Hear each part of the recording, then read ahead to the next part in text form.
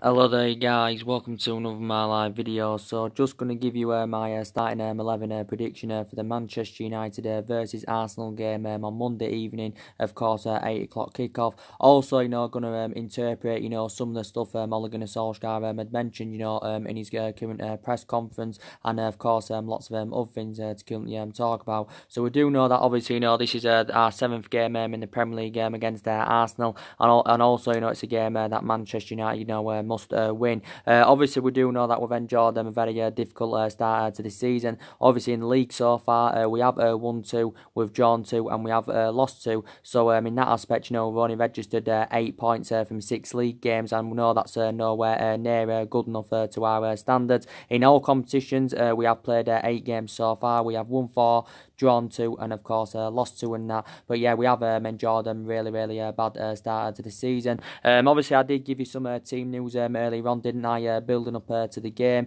Obviously, we have got quite a few injuries, so obviously in that aspect anywhere, Ole Gunnar Solskjaer will be making alterations. I expect for this particular game, Harry Maguire and Victor Lindelof to return. Obviously, they are obviously Ole Gunnar Solskjaer's first choice in the Premier League, because he did rest some imperative players against Rochdale, obviously for the big game on Monday against Arsenal. Obviously, Solskjaer did confirm in his press conference that Rashford is a doubt for this game, Martial's a doubt, and also to Paul Pogba is a doubt, because obviously Paul Pogba did actually return to the starting 11 against Rochdale. He did play in that particular game. Solskjaer did say in his press conference he did play the full 90 minutes, but he had sustained some kind of knock, so he has I think got another ankle injury. Is Paul Pogba. We've had some good news in regards to Luke Shaw. As you all do know, Luke Shaw has missed the last 4 games for Manchester United, I think, in all competitions. Obviously, he has been out with a hamstring injury. I think it's a doubt, he will be involved in this particular game against Arsenal. Solskjaer did say, though, that Luke Shaw has been training today. He has been working really hard, and, hopefully, we hope to see him, before the international break. So this is obviously, what Ole Gunnar Solskjaer had said. But like I said, with Anthony Martial, he's missed the last 4 games in all competitions, just like Rashford, because obviously, Martial has been out with thigh injury, and, he has been a big miss, to be quite honest with you. And, we are lacking in that attacking line, following the dismissal of Romelu Lukaku and Alexis Sanchez. We are lacking goals, because we've only produced 8 goals so far in the Premier League, this season. Maybe in certain games this season, arguably Manchester United should have won, but, we're just not scoring enough goals, and that we might be creating chances, but we're just not being clinical enough in front of goal, and this is a problem, Manchester United do need to justify. But yeah, definitely further more investment is needed in the squad in January and perhaps next summer. But I think, Martial's not going to be, going to regain full fitness in time for the game against Arsenal. Like I said, with Marcus Rashford, he sustained his groin injury in the 2-0 defeat to West Ham last weekend.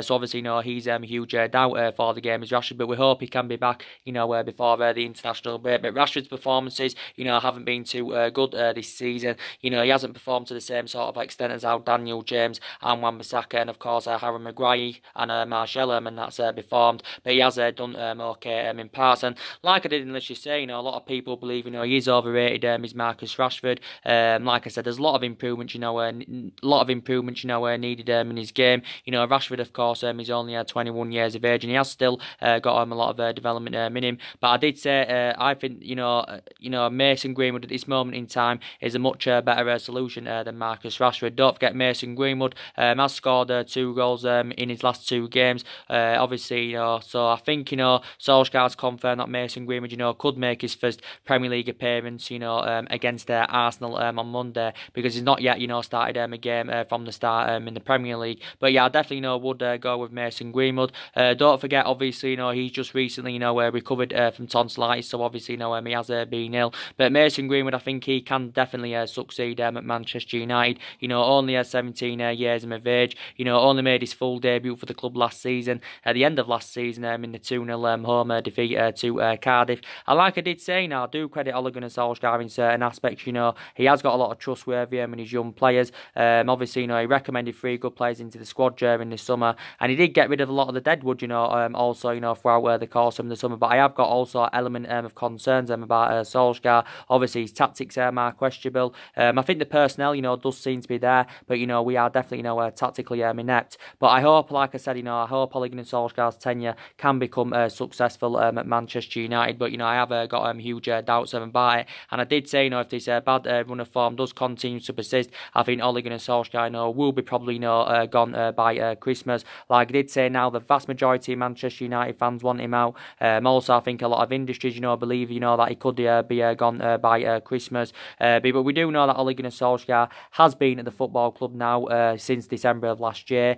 Obviously, we came in following the dismissal of Jose Mourinho. So all in all, Solskjaer's been at the football club around 10 months. He's been at the club now just under a year. But yeah, and obviously, at the first, we did appoint Solskjaer in as interim manager. Obviously, he was interim manager for 3 months, but he did well in that 3-month period. And obviously, the results were good. He exceeded expectation levels. You get the best out of these group of players. And obviously, because it went well in that 3-month period, obviously Solskjaer got the job back in March, which was obviously earlier on this year. But since he has got the job permanently, everything, of course, has just seemed to have all gone wrong. But like I did say, due to our inconsistency, I think you can blame. I think everyone needs to take some blame in that. But I actually, as I keep saying, think the vast majority of the blame does stem from the board, because obviously the board haven't been ruthless enough in the last 4 to 5 windows and that. Obviously there wasn't ruthless enough, during this summer. The board did actually assure that Ole Gunnar Solskjaer would have been backed, but for me, they didn't back Ole Gunnar Solskjaer enough. So yeah. I think that, definitely, where the board are to blame. The vast majority of the blame stems from the board. I think also some of the blame does stem from Ole Gunnar Solskjaer, so he has to take some responsibility. Also, some of the blame does stem from certain players. They also have to take responsibility because they're not performing good enough on the pitch. And I think, also some of the blame, does stem from Ed Woodward in that, because he's the vice chairman, and obviously me oversees our transfer business. But like I did say to you, we need to see structural changes at the football club, and I think the board of reliability, can the board assure these structural changes? They're going to give, Ole Gunnar Solskjaer, the tools and that he does need. But my overarching view on it all, I'm still backing Ole Gunnar Solskjaer, and that, despite our bad starts this season, Ed Woodward is still convinced, that he can turn things around at the football club. But yeah, I still believe there's definitely more players that do need to leave in January and, of course, next summer. But like I said, we have got a lot of young players in the squad, that are developing and trying to improve at Manchester United and that. You've got Mason Greenwood, that's the upcoming future. I think definitely, he can become a success at Manchester United. And I think by the time he's 23, 24, Mason Greenwood, can become a world-class centre forward. I have got some element of concerns about certain young upcoming players in that. So maybe I think a lot of Man United fans have said maybe we should orchestrate on maybe loaning a couple of the young upcoming players out, because obviously it may be beneficial for their career in that aspect as well. It will gain more experience. It may only turn out that Mason Greenwood, becomes the only successful, young upcoming player in that. Obviously, I've got element of concerns about Chon. Chon wasn't too good midweek against Rochdale. Obviously, maybe we should consider loaning Chon out, but actually, Solskjaer assured that Chon, will get first team opportunities this season, just like he did say about Mason Greenwood. Like I said, Alex Tuanzebe, I do believe also, he can become a success at Manchester United. Tuanzebe, obviously Tuanzebe can play as a centre-back. He's predominantly a centre-back, but I think he can also play as a right-back, can Alex Tuanzebe. But yeah, he's going to be a big part of the squad this season anyway, as he did initially confirm. So yeah, we have got quite a lot of young upcoming players.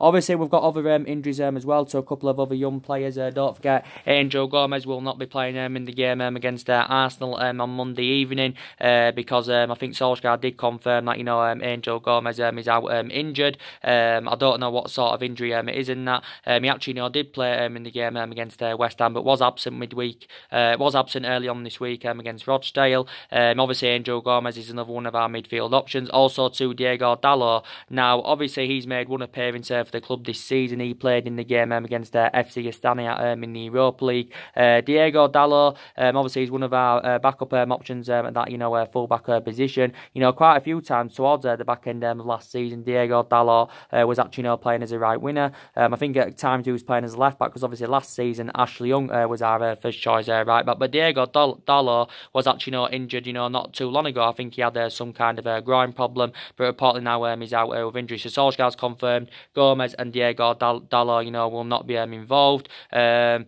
as you all know, Eric Bailly, a long-term absence for the football club. Don't forget, he's out until the end of December or until the new year, with obviously a knee injury in that. And I think Eric Bailly's Manchester United career anyway has been mainly affected with the amount of injuries he has sustained. Don't forget Fosu Mensah, who's another young upcoming player, but we do know that also he's a long-term absence. Obviously Fosu Mensah was on loan last season with Fulham. I think he actually sustained the injury whilst he was on loan with Fulham last season. And like I said not too long ago, Jesse Lingard, we just recovered from illness and that. So we have still got quite a few injuries in the team. But I think Solskjaer confirmed that, he's hopeful that Angel Gomez, Diego Dalot, can be back for the game against AZ Alkmaar. Now, in the Europa League, obviously, that's another particular game where, obviously, Ole Gunnar Solskjaer, can go more way with the youth. But this is a game Manchester United, do have to win on Monday against Arsenal. We do know, obviously, it's going to be extremely a difficult game, to be quite honest with you. Arsenal have got good players, but obviously, their league goals to Arsenal, so they have got problems, defensively, because they have conceded quite a lot of goals this season of Arsenal. Like I said, they did invest well, during the summer. After allegedly reports emerged out early on in the summer that Arsenal had a tight budget. They'd only got around 40 to 45 million pounds to spend on players, but they ended up getting around 4 players in Arsenal. Obviously they let Aaron Ramsey go earlier on in the summer. Actually, Aaron Ramsey was a long-serving player at Arsenal. I think he served around 11 years with them, but they let him go on a free transfer earlier on in the summer to Juventus. But Arsenal did spend quite a bit of money. They spent a substantial amount on they spent a substantial amount on Nicolas Pepe, from Lille. I don't know how he's really performed because I haven't really watched Arsenal this season, but they did buy him from Lille. Like I did say, he's a good acquisition, and I think he's a good. I said at the time they got him, he was a really, really good buyer for Arsenal. They did get Daniel Ceballos on loan. I think he's done quite well. They got him on loan from Real Madrid. I do think they also got William Saliba in from St Etienne. Don't forget on deadline day, Arsenal did get Kieran Tierney in from Celtic, and they also got, I think, David Luiz. I think they paid around, £7 or £8 million for him, of course, on deadline day. So they did good investment throughout the course of the summer. Obviously, they did better recruitment than Manchester United, let's be honest about that. But yeah, it's going to be a really, really tough game. But we usually do, we usually do well against Arsenal anyway, especially at Old Trafford. Like I said, they haven't beaten us at Old Trafford in the Premier League, since 2006. And that's obviously now, around 13 years ago now, is it? So they haven't beaten us at Old Trafford, since September 2006. So it is, 13 years ago. They did beat us back in the FA Cup at Old Trafford back in 2015. That was obviously back under the Louis van Gaal Moreira. I think Arsenal have got a couple of injuries, but not many. I think they've got Lacazette out at the moment, with an ankle injury. I think, he could miss the game on Monday, which is a boost for Manchester United because, he's one of their good players, is Lacazette. He blends in alongside Aubameyang in that attacking line, really, really well, when they do play together. Don't forget Ainsley Niles. I think it did mention, he's suspended for Arsenal, and I think Emil Rao, however you pronounce his name, is currently injured, for Arsenal. But prior to that, I don't think, they have got any other injuries. Obviously, in the fixture last season, it was 2-2 at Old Trafford. Obviously, that was back under the Jose Mourinho Moreira. Obviously, we did beat them in the FA Cup, 3-1 last season. Don't forget that's obviously in that period when Ole Gunnar Solskjaer was the interim manager, and I think it was the beaters in the league, 2-0 at the Emirates, last season. But yeah, like I said, there's been really, really good games between Manchester United and Arsenal over the years. Don't forget the most iconic game I saw between Man United and Arsenal was actually, the 8-2 game. That was back in 2011. So that's quite a lot of years ago now. But Arsenal's record anywhere against the top 6 sides is very, very poor. Obviously, they lost to Liverpool early on in the season, by 3-1. But like I said, Man United and Arsenal, it's not, the fixture's not as iconic, as it was back in the day, when we had Alex Ferguson. Obviously, of course, when they had Arsene Wenger and that. Obviously, the 2 longest serving managers, I think, in English football, or is it in the world. Obviously, Ferguson served, 26, 27 years at Man United. Wenger served around, 22 years at Arsenal and that. I think he had analysed it, Wenger had around 12 good years out of 22 at Arsenal. And after that 12-year period, obviously, a lot of Arsenal fans, you know, were demanding him out for years and that. But like I said, you know, we had great players under Ferguson. You know, Arsenal, you know, had great players under Arsene Wenger. You know, and when we played them back in the day, you know, it was always a title decided, you know, was Manchester United and Arsenal. So it's not quite as a good fixture, you know, as it was back in the day. And I'd say at the moment, Man United and Arsenal, obviously, you know, on the same sort of level and that. Obviously, one of Arsenal's greatest achievements, obviously, you know, when they went unbeaten all season back in 2004 and that,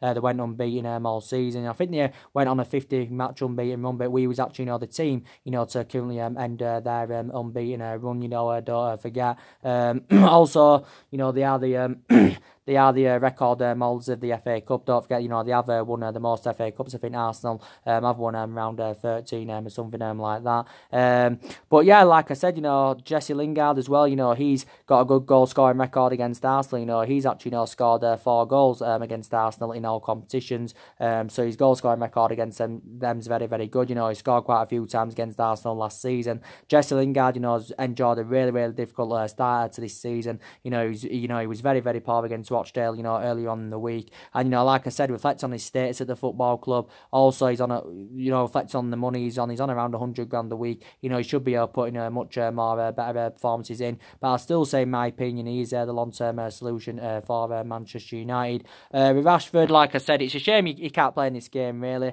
because obviously, you know, don't forget, you know, Rashford, you know, did score on his Premier League debut twice against Arsenal back in February 2016. You know, don't forget about that. Don't forget about that, you know, to be quite honest with you. So, yeah, Ole Gunnar Solskjaer, you know, will make alterations in his squad. But, yeah, I was very, very disappointed midweek against Rochdale. Very, very poor performance from Manchester United, but it was good to see, you know, Mason Greenwood, you know, coming up again, you know, with more quality in that. But it was an abysmal performance by Manchester United, you know, without a shadow of a doubt. Obviously, as you all know, Wan-Bissaka, you know, he made a goal line clearance and that. So actually, Rochdale, you know, could have won that game, you know, earlier on this week. You know, they was unlucky that they didn't get to the 4th round. You know, they did put up a good battle. Obviously, Rochdale are in League One. Obviously, you know, they are sitting 17th. I think it was actually Luke Matheson that scored their goal. Obviously, he's only 16 years of age. But everything has to improve at Manchester United. You know, the performances, we need to see better results. You know, also our away form needs to improve, because our away form has been absolutely terrible. You know, we haven't won away from home since the PSG game last season, when obviously, you know, when we produced that miraculous comeback in the Champions League. That's obviously Ole Gunnar Solskjaer's most iconic moment as manager. And our home form has also, you know, been very, very poor. So, and we also need to score more goals. We also need to improve on that. I think we do look slightly better defensively in that, but you can obviously, you know, still see the deficiencies in the squad. But obviously, I think in January, you know, we have got to definitely, you know, get at least one midfielder in, because obviously that midfield area is one of the priority areas where Man United do need to strengthen up.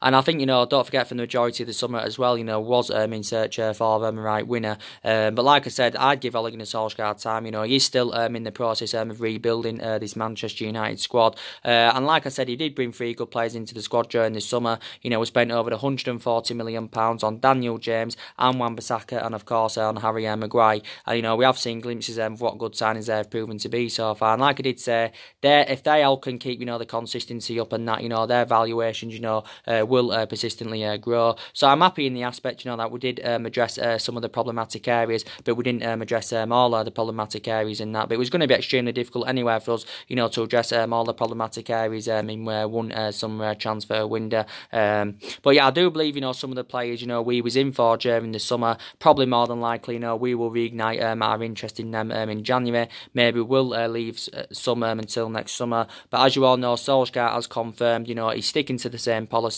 You know, he wants to continue, you know, sign young British players, you know, like he did do earlier on in the summer.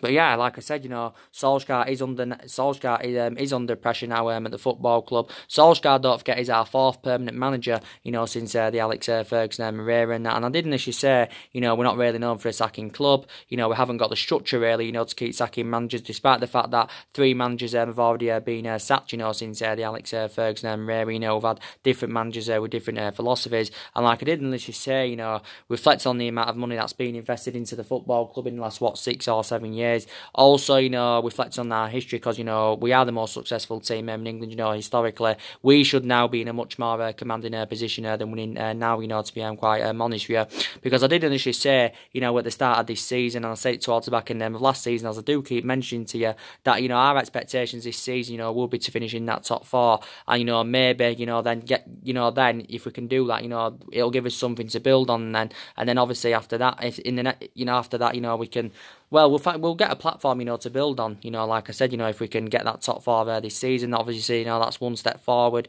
But the way things are going at the moment, you know, we're not going to get that top four. But like I said, I think our aspirations will be that top four in the next couple of seasons and that. But obviously, Ole Gunnar Solskjaer has got to exceed expectation levels at Manchester United. Of course, if he's to remain in the job. If he is, of course, to remain in the job. But like I said, Solskjaer wants to bring that fear factor back to the football club. You know, he wants to bring that winning mentality back to the football club. Of course he does, but, you know, I've just got huge doubts about it. And, you know, like I said, Solskjaer was a great player for Manchester United for 11 years. You know, he flourished under Alex Ferguson's guidance and that. Obviously, you know, he had that proven pedigree as a player, did Solskjaer, but, you know, he hasn't really got that managerial experience, you know, not to the highest level. So that's also another element of concern. But for me, you know, I would give him time. And that, like I said, I know the vast majority of the fans are demanding him out, but, you know, you'll get certain Man United fans, you know, that will stick by him and all that. But yeah, I would definitely, you know, give him a couple of windows, you know, to see who he can recommend in. And like I did say, you know, with our failure to qualify for the Champions League, you know, that's obviously, you know, that was one of the reasons that went against us in the summer transfer window. Because obviously, when you're not in Champions League football, obviously, you know, it's going to be harder to attract players to the elite level and that. And I did say a lot of players during the summer had reservations about joining the football club, as I think you all do currently know. And with Arsenal, obviously, you know, they're the same. You know, they're obviously, you know, going to want to get top four this season, and obviously, you know, they want to get back into the Champions League. Do Arsenal? Obviously, I think, you know, if Arsenal don't get into the Champions League and they don't get top four this season, then I think obviously, you know, Unai Emery's tenure, you know, could be over with Arsenal. But this is Unai Emery's now second season now with Arsenal. You know, don't forget. But yeah, this is a game Manchester United, you know, do have to win on Monday. But, you know, it's still earlier on in the season. You know, there's only 6 games gone in the Premier League, so these still 32 games remain, you know, don't forget. But we need to see a lot of improvements at Manchester United without a shadow of a doubt. But I said anyway, I don't like the way the football club's been run in the last 6 or 7 years. You know, there's also been cultural problems at the football club in the last 6 or 7 years. But don't forget, Solskjaer did say, I think at the start of the summer, he was looking to build a squad, you know, worthy of the club's mystery. But yeah, and like I said, you know, we have got games coming up thick and fast. You know, Arsenal on Monday. Then 3 days later, you know, we go to AZ Alkmaar in the Europa League. Then obviously 3 days after that, you know, we go to Newcastle away in the league. And then obviously it is an international break. And then obviously, you know, it's Liverpool and that. So games are coming up thick and fast, and they are tough games. You know, Newcastle away will be tough. I think Alkmaar could be quite tough. Liverpool at home, you know, will be really, really tough. But, you know, we've got to now try and win as many games as possible and that. And I like to say I hope Solskjaer's tenure at Manchester United works, but I just don't think it's going to work, you know, to be quite honest with you. You know, that's my honesty on it. I think something else, you know, that could have gone against us, you know, during the summer. You know, obviously we failed to get a director of football, and I did initially say, you know, that's probably, you know, the structural change. Well, that's one of the structural changes, you know, that we do need at the football club. And there was quite a few former Man United players, you know, linked with the director, with the director's role, you know, during the summer and that. And I think Ed Woodward, you know, is still keen on, you know, he's keen on recommending a new director of football in and that to the football club. But like I said, you know, Solskjaer needs time. He hasn't been here that long, you know. Reflecting back under the Alex Ferguson era, you know, obviously, you know, Ferguson, you know, didn't win out in his first 4 years at Manchester United. Obviously, when we appointed him back in 1984 and 1985 and that, he didn't win out in his first 4 years at the football club. And then we give him the time. He was on the verge of getting the sack. And then look what he went and accomplished, Ferguson. You know, we had, 20 odd years of success under him and that. But like I said, we're never going to replicate what we did under Ferguson. No one's going to ever follow Alex Ferguson's legacy, you know, regardless, of course, of who our manager is and that. Like I said, this, you know, David Moyes is, you know, he was the manager, you know, that had the shortest tenure at the football club, you know, since the Alex Ferguson era. I think Moyes, you know, only lasted around 10 months at Manchester United, you know. But, you know, so far this season, you know, what I've seen is replicating, you know, what I saw last season. What I mean in that aspect is, you know, I haven't really seen much improvements this season. But if we continue with this inconsistency now, we could enjoy a worse season this season than what we saw last season, because, you know, last season we did finish 6th, don't forget. I think we finished around 32 points behind Manchester City. But if you know, if Ole Gunnar Solskjaer, you know, was to be sacked by the football club, you know, like I said, you know, who would you recommend in and that, you know? I think it's pointless sacking him now, you know, to be quite honest with you. Like I said, Solskjaer, you know, he's not, well, I think he hasn't even spent a season yet, has he? You know, he come, you know, halfway through last season, obviously, you know, so far this season, so he definitely needs more time. But obviously, as you all know, there was reports emerging out. It was actually early on this week, and it was actually, you know, stemming from the Italian press, and, you know, they actually, you know, said that, you know, we have actually, if Ole Gunnar Solskjaer, you know, is to be sacked by the football club, then we have reportedly made Massimiliano Allegri as our primary candidate to replace Ole Gunnar Solskjaer at the football club. Obviously, he is the former Juventus man. You know, do you think he would, you know, be the right manager for Manchester United? And that obviously he's never managed in the Premier League. Obviously, he's in his 50s. He's never obviously played in the Premier League. He actually spent the entirety of his playing career in Italy. He also spent the entirety of his managerial career in Italy. Obviously, the majority of his silver he has won, obviously, you know, came at Juventus and that. But I think he served around 5 years with Juventus. You know,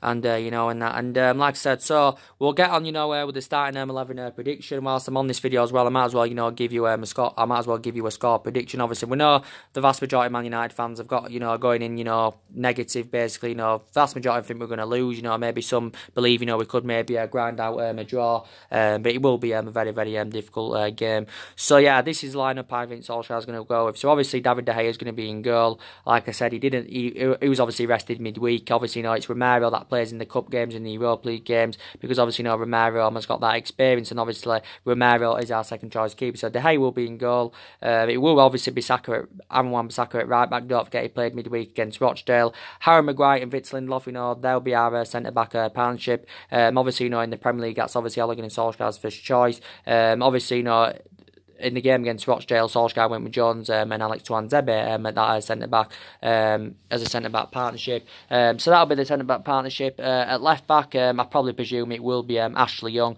because obviously, you know, Dalot's not available. Obviously, you know, probably Luke Shaw's not going to make it in time, so it probably, you know, will be Young at left-back. And then in the midfield, or like I said, you know, Pogba's a doubt. You know, he's obviously, you know, sustained another ankle injury, so he's a doubt for this game. So I think in the midfield, I think Scott McTominay definitely should start. He deserves to start as McTominay, because, you know, he's done really, really well this season for Man United as McTominay. These question marks around him, can he keep the consistency up? And if in regards to him being the long-term solution for Man United, you know, I have got an element of concerns about that. But yeah, I think he deserves to keep his place in the team, you know, reflect on his impressive performances. We know, obviously, you know, he didn't play midweek against Rochdale, well, early on in the week against Rochdale and that. But yeah, I think McTominay, you know, will start this game. Fred, you know, he may, you know, play in that midfield as well. He actually played earlier on in the week against Rochdale. Wasn't too good, you know, to be quite honest with you, but prior to the Rochdale game, I think in the other games, you know, he did quite well, did Fred. You know, he deserves more chances, Fred. Definitely Fred is a much better solution than Matic. So that's who I think he'll go with in that midfield. McTominay, Fred, you know, and he may, you know, go with Nemanja Matic, you know. He might go with Matic, he might, you know, go with Andres Pereira. Actually, Andres Pereira, you know, played out on the right, you know, against, you know, Rochdale. Obviously, we know Angel Gomez is another one of our midfield options, but obviously, you know, he can't participate. So I think the midfield, you know, will be probably, you know, McTominay, Fred, and Nemanja Matic. I'm going with a 4-3-3 formation, by the way. And I think, you know, the front three, you know, Daniel James probably on the left. Probably, you know, Jesse Lingard on the right, and I'd say, you know, Mason Greenwood up top. So that is my starting 11 prediction. Go through it again. De Gea in goal, Bissaka, Harry Maguire, Victor Lindelof, Ashley Young, Fred, Matic, and McTominay in the midfield, and, you know, Daniel James on the left. Jesse Lingard on the right, and Mason Greenwood top. So that is my starting 11 prediction for the game. And I'll give you my score prediction as well. Like I said, I'm going to go with... I think, we could win the game. I'm not too sure, to be quite honest. I think it's going to end the draw, to be quite honest with you. I'll say a draw. I'll go 2-2 draw, like it was last season. But like I said, Arsenal have got really, really good players in their team. In terms of an attacking intent, they're really, really good. They're good at getting crosses into the box. They can pass the ball well, but, they have got deficiencies in their back line. So they are, they're easy to score past, basically, because, they have got a poor defence of Arsenal. But I always like games between Man United and Arsenal. It's always a very, very good fixture. But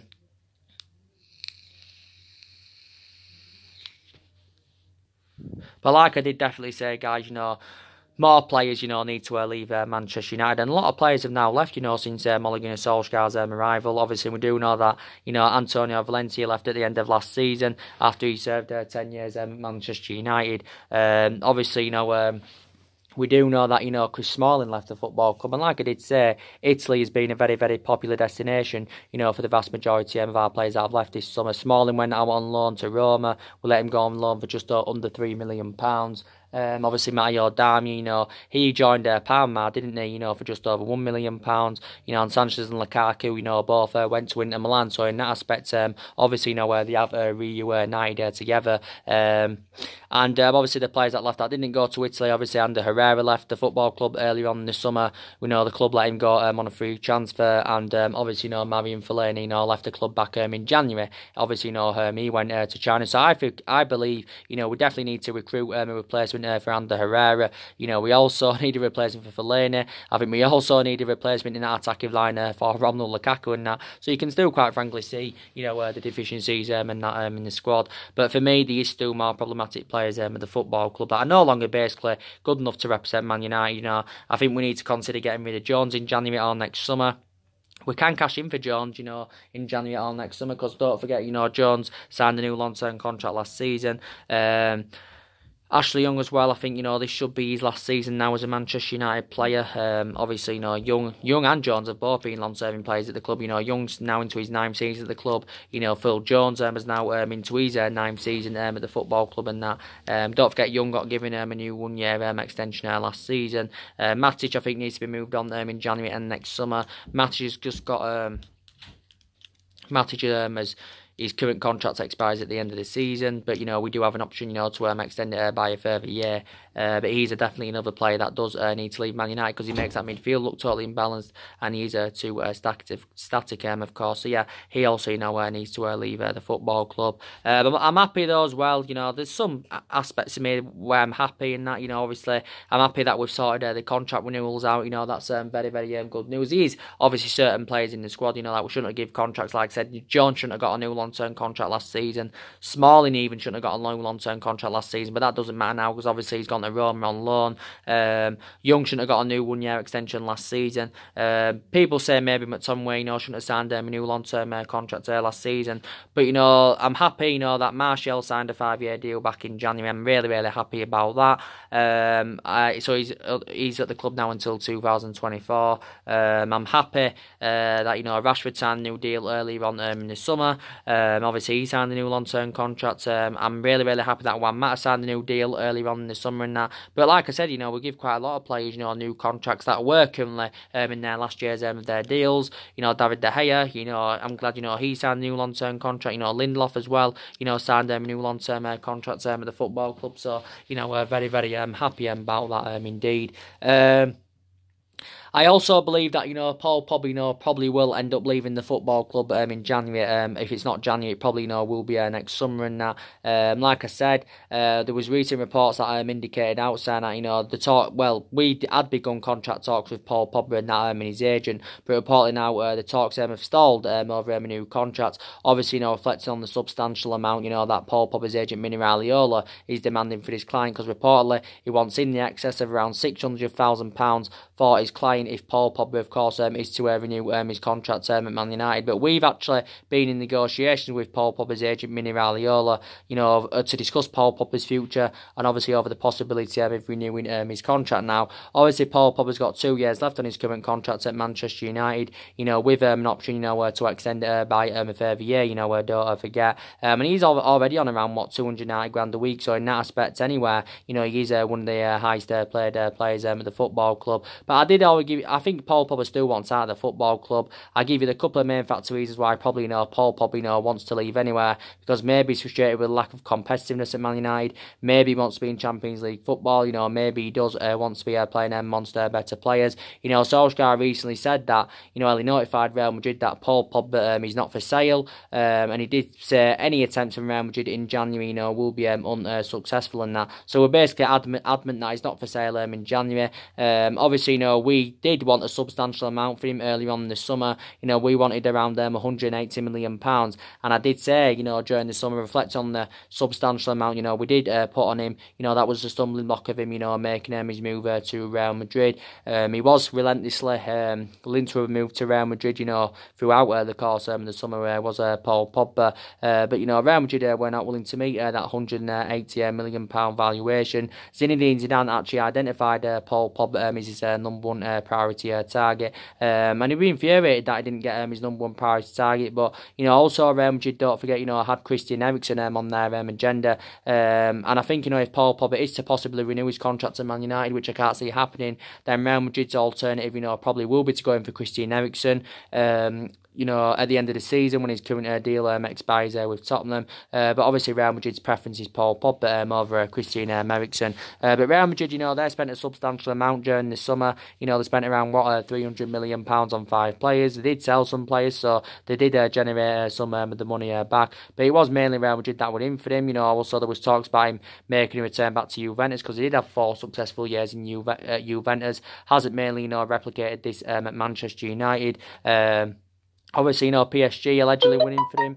Don't forget PSG allegedly agreed to get him on deadline day. And reportedly offered him a substantial £429,000 a week contract. But his move to PSG never materialised, allegedly due to the, Neymar saga. Because there was rumours of Neymar going back to Barcelona during the summer and that. And, I think also Barcelona had inquired about his services. So he had a long running transfer saga, did Paul Pogba. But I'm glad we've convinced him to stay at the football club at least until January or next summer, especially with our failure to land a midfielder in. But like I said, Pogba's just regained full fitness, but now Solskjaer confirmed in his press conference, his injury is reassurance, whatever it said. His injury has reoccurred again, should I say? That's what I meant to say. It's the same type of injury has reoccurred again. So Paul Pogba, is a huge doubt for the game against Arsenal. And he wasn't too good anyway, on Wednesday, Paul Pogba. But we have seen Paul Pogba at his best as a Manchester United player. We have seen him at his best. When he's at his best, he's arguably one of the best midfielders in the world. You mainly do see the best of Paul Pogba, when he's freed up. And he's, 26 years of age. He has still got a lot of development in him.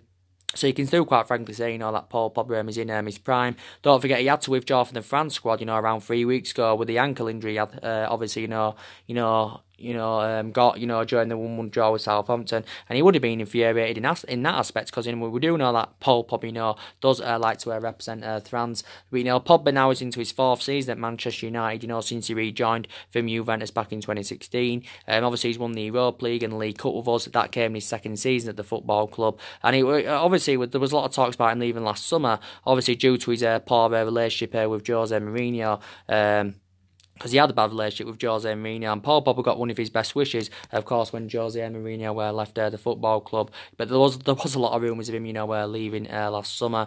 But Pogba confirmed back in June, which was early on this summer, that he wants to leave Man United, and he did initially say, he was seeking for a new challenge. But if he is to leave, he'll go to Real Madrid, in my opinion. If we are to, soften our stance on Paul Pogba in January or next summer anywhere, we'll probably want in the region of probably from between 170 to 180 million So obviously we're looking to make a huge profit on the player. But Solskjaer knows deep down how much of an imperative player that Paul Pogba is. I think Adidas, they also had a big part in Pogba staying at the club this summer, reportedly, because Adidas wanted Paul Pogba to stay at Manchester United because they do believe it's better for them commercially. But yeah, will not be involved in this game against Arsenal. My opinions on Rojo. Obviously, Rojo has made 2 appearances for the football club this season. He played against FC Astana, played against Rochdale on Wednesday night, and I thought it was quite impressive on Wednesday night, to be quite honest with you. So will credit Rojo in that aspect. He played at that left back position, did Rojo. Rojo's versatility is very, very good in that back line because he can play in various positions, but he's actually predominantly a centre back. Don't forget, he was subjected to some transfer speculation during the summer. Everton, don't forget, inquired about getting Rojo on deadline day. Obviously, quite a few other teams, had inquired about his services. Rojo has just got under 2 years left on his contract with Manchester United. But yeah, I think he's another player that needs to be moved on in January or next summer. In my opinion. But like I said, a hell of a lot of money has been spent at Manchester United. A lot of money's been spent at the football club. Obviously, we spent over £140 million this summer under Solskjaer, sorry. Just under £400 million was spent under Mourinho. Mourinho, actually, recommended 11 players to the football club and that. And I think, that was a mistake by Man United. I think we recommended Jose Mourinho in, too late. Maybe if you could arguably say if we'd recommended Mourinho after Alex Ferguson's retirement, then maybe it would have been a different story in that with Manchester United. Would have been competitive and would have been up there winning trophies. And Mourinho was one of the best managers in the world, back in the day, and that. He was, one of the best managers in the world and that, and he's obviously won stuff, everywhere he's been. Obviously, he had a 2.5-year tenure, I think, at Manchester United, despite the fact that he won the Europa League and the League Cup in his first season with Man United. Obviously, his tenure at Man United didn't work out for him because obviously Mourinho had bad disputes with the board. He had bad disputes with the top players and that. The board weren't backing the signings that he wanted to recommend into the football club last summer, and he just didn't have the right sort of philosophy. It was part of the bus football and that, so it didn't really work out under Jose Mourinho. Under Louis van Gaal, just over £200 million was spent, and I had the same sort of level of hatred for Louis van Gaal than I did David Moyes. Under Louis van Gaal, obviously when we did recommend him in, we thought he would have succeeded because obviously at that time, reflecting back what he did, when he was at Bayern Munich and that. But obviously, didn't replicate that at Manchester United, Van Gaal. We had some decent results under Van Gaal. I think we, did started well under the Louis Van Gaal era. He brought a lot of players in. He brought some decent players in. Did Louis Van Gaal and that. Obviously now we do know that the vast majority of them have now left. Obviously, still some of them are still here now. But yeah, a lot of money was spent under him. And back under David Moyes, around £67 million was spent under David Moyes. Obviously, he brought Juan Mata and Marion Fellaini to the football club and that. But like I said, Moyes only lasted 10 months. So, we spent nearly around £900 million at an estimated guess in the last 6 or 7 years in all the managerial eras. Obviously, it's nearly £900 million, so it's just under £1 billion. That's what's been spent at the football club. That's actually disregarding as well what was spent under Alex Ferguson. If to take into account as well what was spent under Ferguson, obviously it is way over £1 billion and that. We've also now got players on big contracts, but yeah, so who should Man United go in for in January or next summer? I believe we need at least 3 world-class signings. We need at least 3 world-class signings without a shadow of a doubt. Obviously I was reading reports earlier on this week and it actually said that obviously Ole Gunnar Solskjaer now is making plans for the January window. Ed Woodward is also making plans for the January window and that. And reportedly it says Ole Gunnar Solskjaer identified, 2 strikers, he would like to sign in January, and that was reportedly, Ousmane Dembele from Barcelona and, Mario Mandzukic from Juventus. We are aware that probably if we had to go in for Ousmane Dembele in January, Ousmane Dembele, will cost us a substantial amount, probably, will cost us in the excess of around £100 million if we had to get, Ousmane Dembele in. if we are, to get Moussa Dembele in and that. Obviously, Ousmane Dembele, I've watched him a few times at Barcelona. At Barcelona, he hasn't really replicated, what he did at Borussia Dortmund. Ousmane Dembele sustained quite a few injuries at Barcelona, so in that aspect, I think, he has become injury prone. Obviously, Barcelona paid a substantial amount for him. I think they paid around €105 million for him from Dortmund back in 2017. I do believe now Ousmane Dembele is in his third season as a Barcelona player. He's primarily a winner, is Ousmane Dembele. But would you recommend him into Manchester United? If we had the opportunity, to get him in. He's only 22 years of age as well, so he's still, very, very young. Obviously, with Mario Mandzukic, we are aware that obviously, Mario Mandzukic would be a much cheaper solution than Ousmane Dembele. Don't forget, we actually inquired about getting Mario Mandzukic in towards the back end of the window and that. Obviously, I think the board have got some element of concerns about recommending him in. Obviously, reflecting on his age, because obviously, Mario Mandzukic is now 33 years of age. I admire his career because he's had a fantastic career as Mario Mandzukic and that. But yeah, so reportedly they're the two strikers that Solskjaer's identified he would like, to recommend in to the football club and that. Obviously, it said, we've also got Jadon Sancho and, James Maddison on our agenda, possibly, for January or next summer. But yeah, I think we need at least 3 world-class signings in that. But Solskjaer, I think, was talking about our recruitment policy, during the summer and that, and analysing our recruitment policy, it isn't too good, to be quite honest with you.